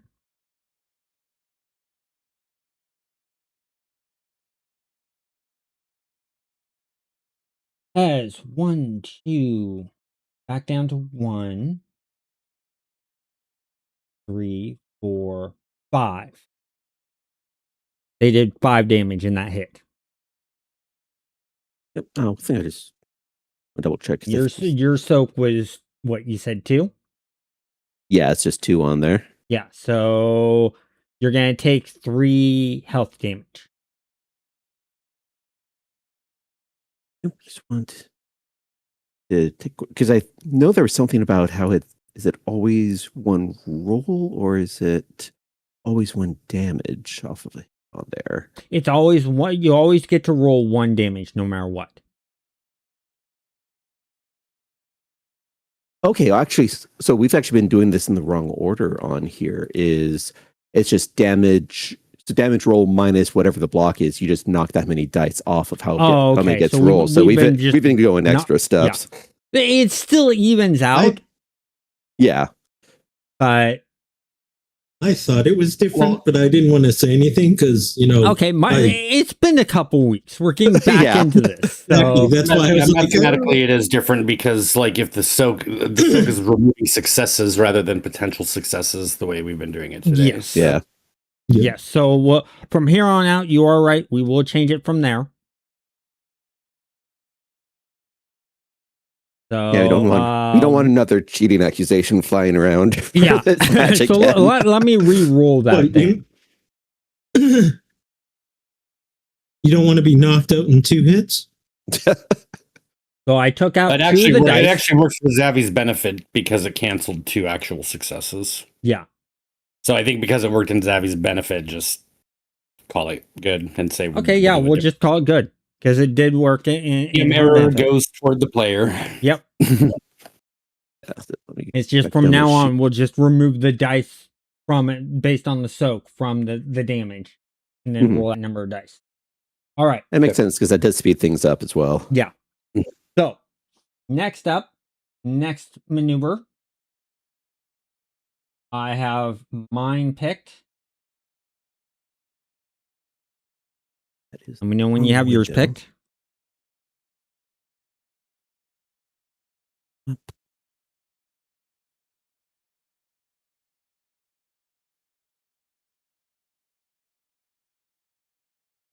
Okay. All right. Still. Yeah, I've got it picked. And so what is your speed? All right. Still going with speed buff for music. It is 6. Their speed is 5. So they are going first. They are doing a forward kick as a damage of 8 minus 2. So that is going to be 6 dice that they roll. And again, interrupting with just a short kick as she goes in for a hit on there. Okay, so go ahead and roll your damage. All right, so in this case, since we're just deducting the soak right off of it, so it's a damage of 5. How much are I pulling off? Their soak is of 2. Okay, so I'm rolling 3 dice. And that is 2 hits. That is 2 hits. So they take 2 health. Or right? Yeah. Yeah, 2 knocked off there. 2 knocked off. Just a quick snap kick down to the shin on there to knock off balance, but probably not enough to actually stop the balance. Because you have to go past their stamina. Yep. Now daze them. All right, so their hit goes through. You said your soak is of 2, right? Right. They are doing a forward kick, so it is going to be 6.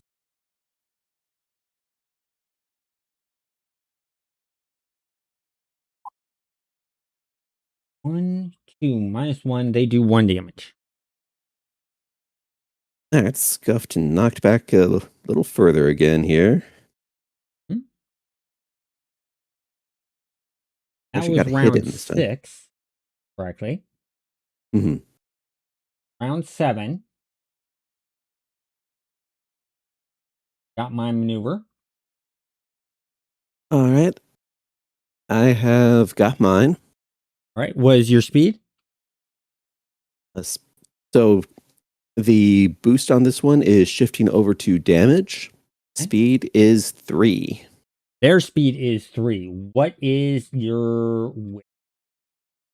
Wits is 3. Their wits is 2. You are going...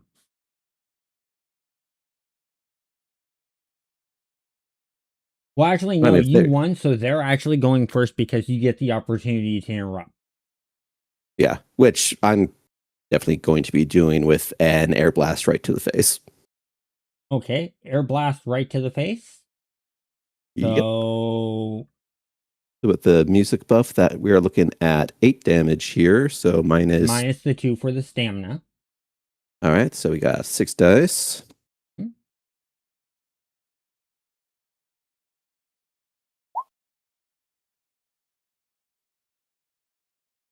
I guess we're out her voice a bit during the contest on here.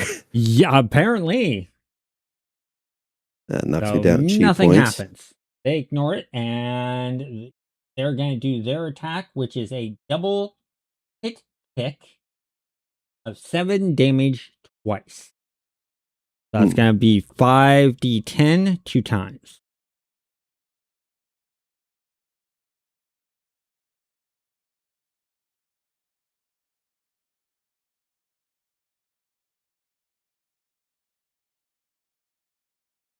You can just do R. You don't have to spell out roll. It's force of habit. You forgot the slash. Yeah. And okay, you take 2 damage on the first kick. Yep. You take 4 damage on the second kick. Same. Yep, and that puts her down. So you are knocked up. They cheer. The match is over. Question I have for Zan: do you have time to do your match, or do we need to do it next week? Yeah, we can. We can do it. I think I have enough of a hang of it that we can get through it pretty quick. Okay. So we're just gonna keep the same characters up on the board just to make this move quicker. Okay.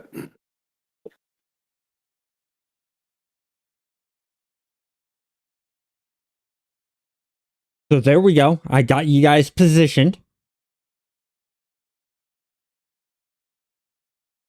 Who am I up against? You are up against Derek. They are a Shokin karate fighter. Okay, and which who's who? Which one is? You are the one that is highlighted now, so the yellow shirt. Cool. They're gonna be the one in the orange. Yep. So you're in case for people that are colorblind, that means the person with the box on them with the blue triangles in the corners. That is the Anne, and then this one is Derek. Here.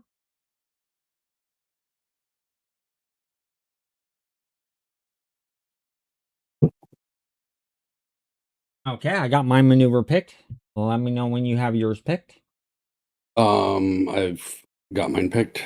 All right. What is your speed? Speed is dexterity plus the speed rating. Is that right? Yes. So mine is 5. Theirs is 5, which means it's a tie. What My is wits your wit? 5. Wits of 5? Their Yep. wits is of 3. So you win this, but as normal, they get to go first because slower goes first. They are doing a jab maneuver. So they move 1, 2 forward. And they do their punch. Yeah, I'll just go ahead and let him whiff it. Okay. I'm not going to interrupt that. So they've done theirs and it hits nothing. It's your maneuver. And then, so my move is athletics plus whatever. It's plus the movement. Okay. So I have a movement of 4 then for this, and I'm doing just a short kick. All right. So yours is 1, 2, 3. So you don't do the full movement of 4 because you are now right next to each other.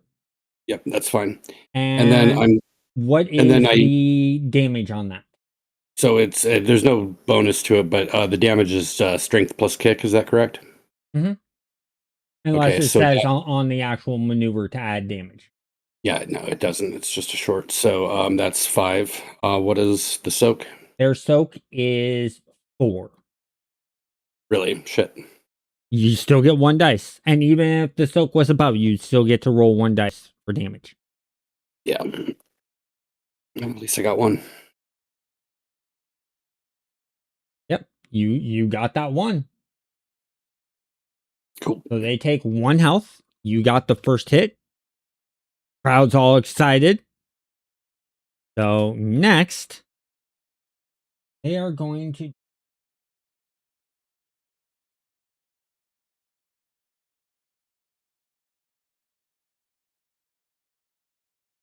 I got their next move.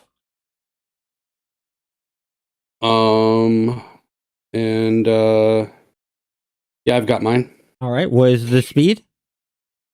Hold on. I have to add more windows. My speed is 7. Their speed is 2. So they're going first. And they are doing an uppercut. Okay. I'm jumping backwards. So you're gonna interrupt? I'm gonna interrupt and actually is jump inherently is jump the whole of my movement, or can I move and then jump? Well, you can do a move and then do an action.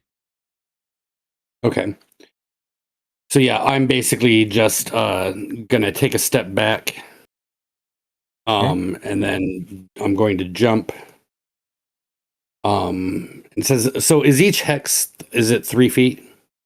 Yeah. So it's 1 person. Okay. So, So, I'm considering yeah, this as you see the take a step- snapping. Yeah. So That's take a 20. step back and then move me 3 additional back. 1, 2, 3. Okay. And so they miss their uppercut. They just sort of poof, as you moved back and then jumped back. Mhm. All right. So we choose the next maneuver.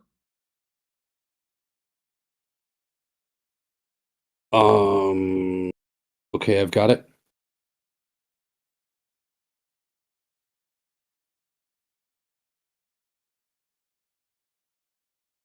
I got there. What's your speed? My speed is, let's see. Oh, wait a minute. Hold on. 3.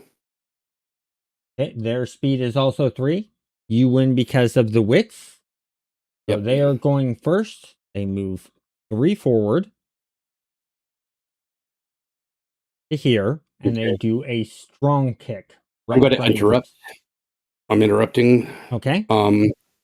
My move is back roll throw, which gives me a movement of 1. So I'm going to take that. So I'm going to close the gap to step forward 1. Mm-hmm. And then I am going to throw her over back behind my head. Throw him over back behind my head, which the damage of that will be strength plus grab, which is 4 plus 4 for the bonus. Okay. So that's 8. And the soak is what? 4? Their soak is 4, which means you're rolling 4 dice.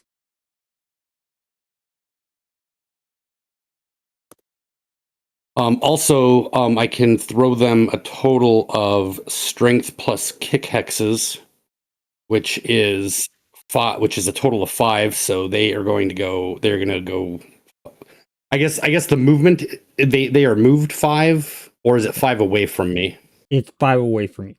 So Okay, so yeah. So they're basically, I think they're out of the ring. they're throwing this or at way, least right? razor.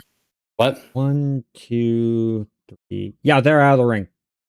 Yep. The ref calls it. You're out. Deanne wins due to out of ring maneuver. And the crowd's just excited because you just threw them right over the flames. They just raised right over that cauldron thing. Mhm. And then hit the ground and rolled. And they're sort of smacking their hands against the concrete of the stadium. Cool. Yeah, I just give them a little salute and walk off. Okay, excellent. So, since you have to go, I just want to ask, what did you think of the combat? I like it. I am wondering, are we limited to the 2D plane? No, this will be 3D. You can jump up in the air and attack from the air. Well, yeah, I mean, but going into going like around them, like if I wanted to sidestep or something. You can sidestep. There Okay. will be a hex. There will be a hex thing. So if you wanted to move to like here, you could. Mm-hmm. Okay, yeah, just making sure. So that is completely possible in the fighting thing. They haven't constrained the movements of just you can move forward or backwards. Okay. I can stick around if you want to jump into Drake's. I can, because I can probably hang out for like another 10 minutes. So I'd like to see how that fight goes as well, just to get another, Get better feel. kind of how strategy goes and stuff. Mm-hmm. There.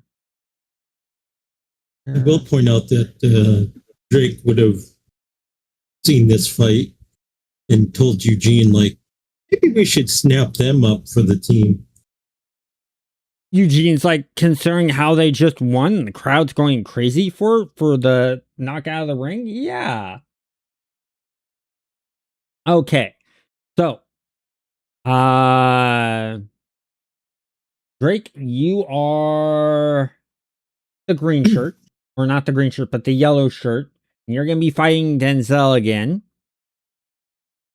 And they are going to be the orange. Okay. Okay. I'm forgetting. Roll both at looking at the maneuvers.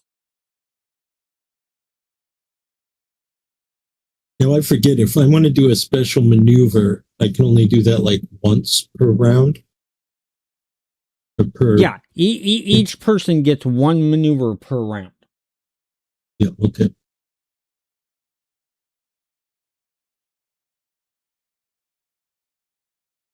Not that I'm thinking that.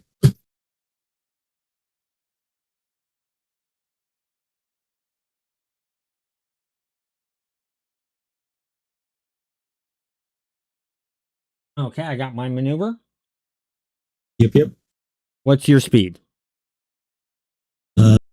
So my speed is going to, what is it again? It's stamina? No, it is dexterity. Sorry, dexterity. Yep. And then athletics. I think any speed bonus that the maneuver gives. So, like, if the maneuver says backwards, then it's backwards. Right.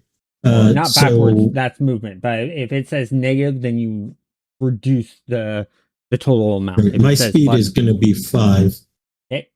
Their speed is up 2. They are going first. They are going to move forward 2. 1, 2. And they do a forward flip knee. I'm going to interrupt. Okay. I'm going to block it. Okay. The crowd's sort of laughing at this moment.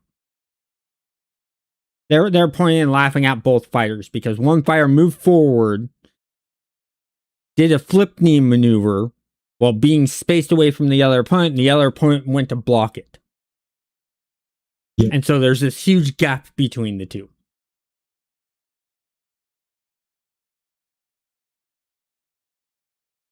Because if you're watching the screen I'm sharing, Yep. okay. Now let's use the next maneuver. I got mine.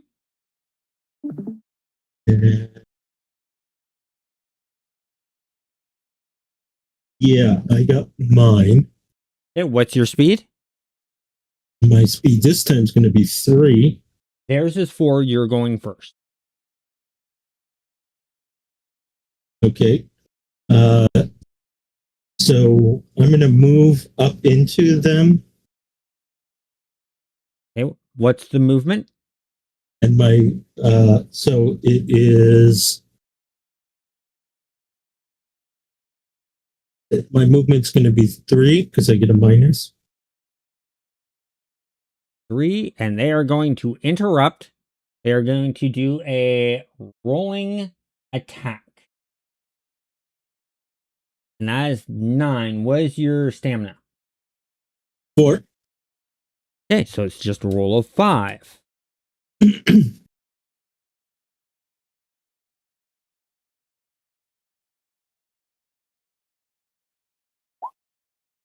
That is 3 damage you take.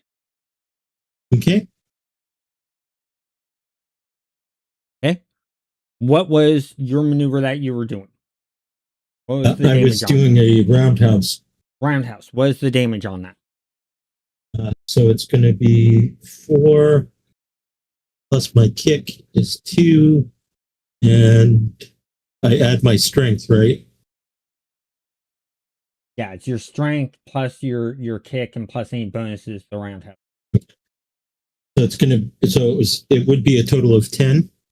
Total of 10 minus 3. Okay. Ooh, That's a hit of 2. I was going to say, looks like 2. Yeah. Yeah, that is a hit of 2. So they are down 2 points. The crowd's now starting to cheer now that they're actually seeing contacts being made. Okay, so using next maneuver. Yeah. Right, I got my maneuver picked. Yeah, I got mine. What's your speed? My speed is going to be 4. Their speed is 4. What is your width? 3. Theirs is 3. What is your perception? 3. Okay, you are faster, so their maneuver goes first. Their Okay. maneuver is they do a double knee on you. That is going to be 6 damage. What was your Minus stamina? minus 4 or 4. 4. Okay, Yeah. so that is going to be 2d6 that they roll on you. Or 2d10, I mean. And they miss. It does no damage whatsoever. Okay. You That's you good. feel like little taps, like someone's touching you, but nothing else. So my move was to do a power uppercut. What's the damage? So the total damage on that is going to be 11. Minus 3.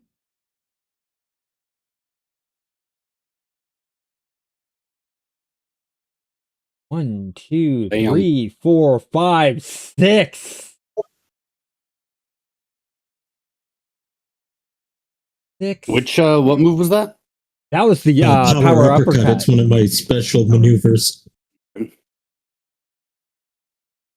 It doesn't cost me anything. It gives me a -1 speed, gives me +3 damage and 1 movement. They're dazed. Choose your next maneuver and do it. Okay. I'm going to go back to basic maneuvers. And I'm going to, I think I'm going to just do another. Actually, I think I'm going to do a fierce punch. Okay. What's the damage on that? All right. So that's going to be, that's going to be 11 dice as well. Minus 3. -3.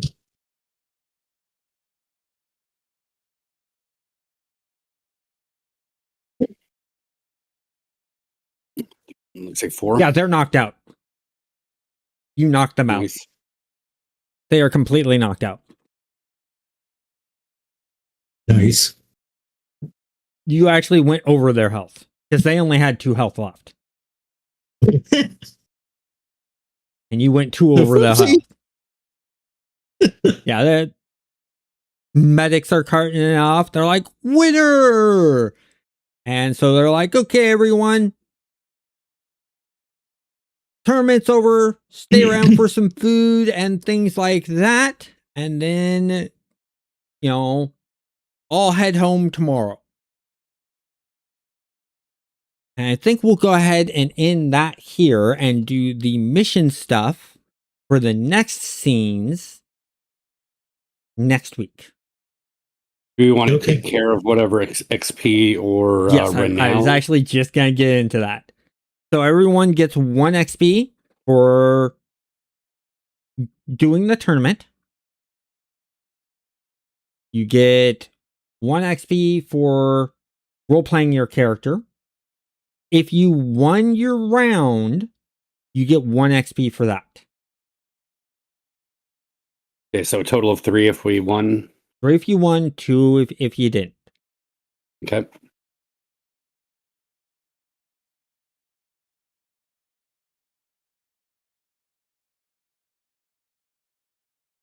The thing on, I'm going to go over renown or honor and renown later, because I know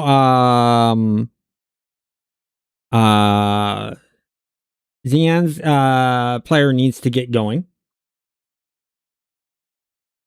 So we'll go over that later. Okay. And we're going to be playing this. Check the calendar here real quick. We will be playing this 2 weeks. In 2 weeks. So on the 24th, we will continue on with the mission. Yeah, unfortunately, that is, I won't be around for that again. You won't be around with that. So they'll do the mission stuff because you didn't get involved with that. So your character knows nothing about that. So we can say your character pretty much just goes home. And when you get back, we can continue on. Considering that Draco's character already stated to Eugene, hey, we need to look at bringing this person into the team. It could be the next time you're on, Eugene reaches out to you and makes you an offer to join the team. Okay. So my only concern is that because there is the at tournaments renown table here on page 56 of the file, but yeah. We could probably just knock through that super quick just so that we don't forget the details in the meantime. Okay, yeah. Since you have it up, it would take me forever to look at. I want to save you time, so you just go ahead and read off what's there.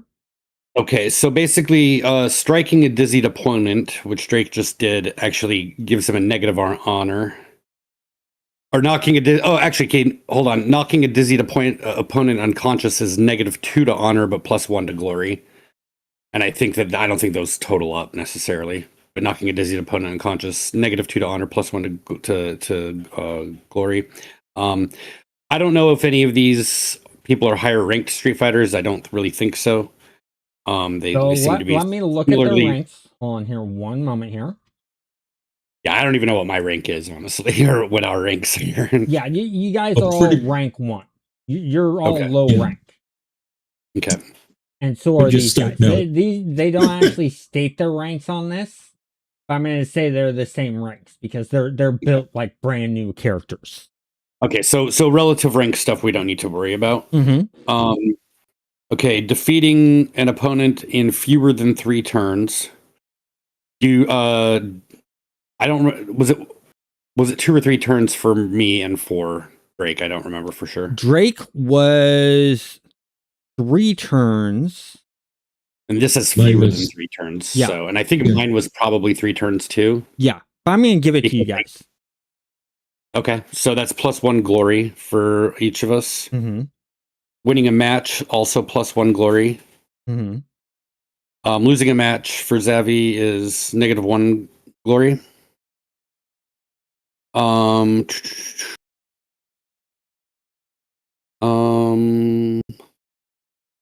Losing because you fought honorably. I don't know that necessarily extended to Zavi's things, because Zavi, you didn't hold back or anything because of any honorable consideration, right?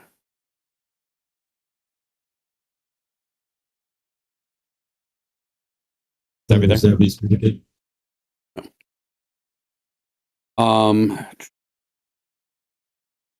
Let's see. Oh, and defeating an opponent without taking any damage. I got that.